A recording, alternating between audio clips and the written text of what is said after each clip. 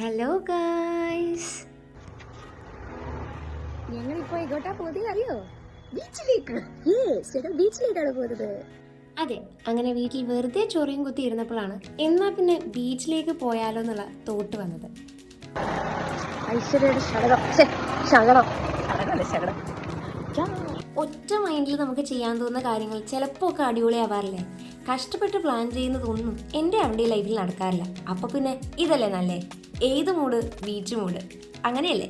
ഞാനും ഹാപ്പി, അവളും ഹാപ്പി. അങ്ങനെ സൊറ പറഞ്ഞ് ഞങ്ങൾ പൊയ്ക്കൊണ്ടിരിക്കുകയാണ്. ഇത് എടപ്പള്ളിയിലെ ഒരു അണ്ടർപാസ് ആണ്. അറ്റ് എ ടൈം ഒരു സൈഡിലോട്ട് മാത്രം വണ്ടി വരുന്നതുകൊണ്ട് ഞങ്ങൾ ഞങ്ങളുടെ ഗ്രീൻ സിഗ്നലിന് വേണ്ടി വെയിറ്റ് ചെയ്തിരിക്കുകയാണ്. അങ്ങനെ വെറുതെ വെയിറ്റ് ചെയ്താൽ ഒരു സുഖമില്ലല്ലോ, എന്നാൽ സ്വല്പം മ്യൂസിക് ആവാം.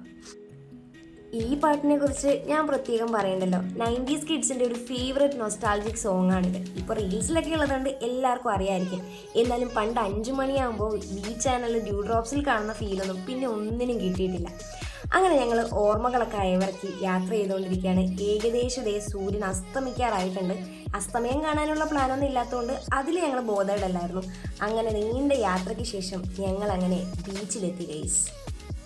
ആഹാ, സൂപ്പർ. ഈസ്റ്റർ ആയതുകൊണ്ട് തന്നെ നല്ല തിരക്കായിരുന്നു ബീച്ചിൽ. ആൾക്കാരെ തട്ടി നടക്കാൻ പറ്റണില്ല എന്ന് പറഞ്ഞാൽ തള്ളായി പോകും. പക്ഷെ പട്ടത്തിൻ്റെ നൂല് കാലിൽ കുടുങ്ങി 2 വട്ടം ഞാൻ വീഴാൻ പോയി എന്നുള്ളത് വെറും സത്യമാണ്. ദേ ഈ കാണുന്നത് ബീച്ചിലിറങ്ങാൻ പോകുന്നതിൻ്റെ സന്തോഷമാണെന്ന് നിങ്ങൾ വിചാരിക്കുകയാണെങ്കിൽ തെറ്റി. സത്യം പറഞ്ഞാൽ എനിക്ക് കടലിലിറങ്ങുന്ന ഇഷ്ടമല്ല. കാല് നനയുന്നത് കൊണ്ട് വലിയ കുഴപ്പമില്ല, പക്ഷേ കാലിൽ മണലാവുന്നതാണ് സഹിക്കാൻ പറ്റാത്തത്.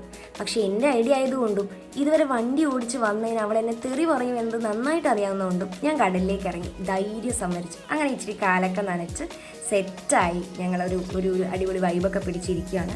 കടലിൽ ഇറങ്ങാൻ ഇഷ്ടമില്ലെങ്കിലും ഇതിൻ്റെ ഭംഗി എത്ര വേണേലും ആസ്വദിക്കാം കേട്ടോ.